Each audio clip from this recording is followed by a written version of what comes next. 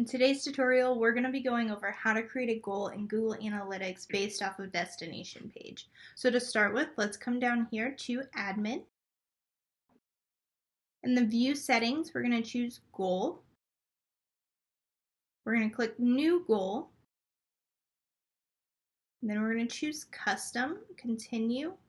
So for this one, we're going to set up a goal for our Contact Us form submit. So when somebody submits a form, they're taken to the thank you page, and we want to capture a goal every time that form submit happens and a user sees the thank you page.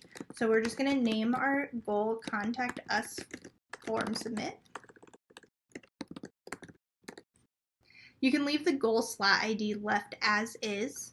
We're going to select destination and then continue.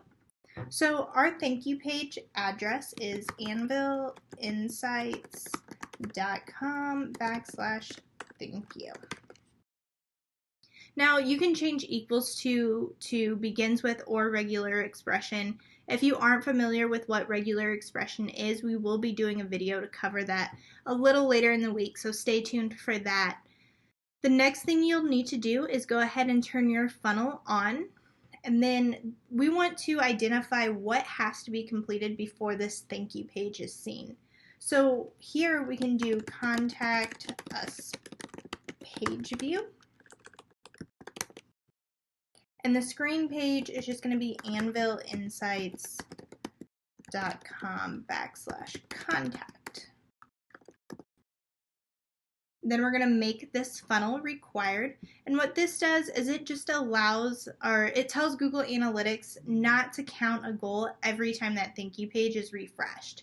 And it's only going to count a goal if somebody viewed the Contact Us page and then immediately following viewed the thank you page.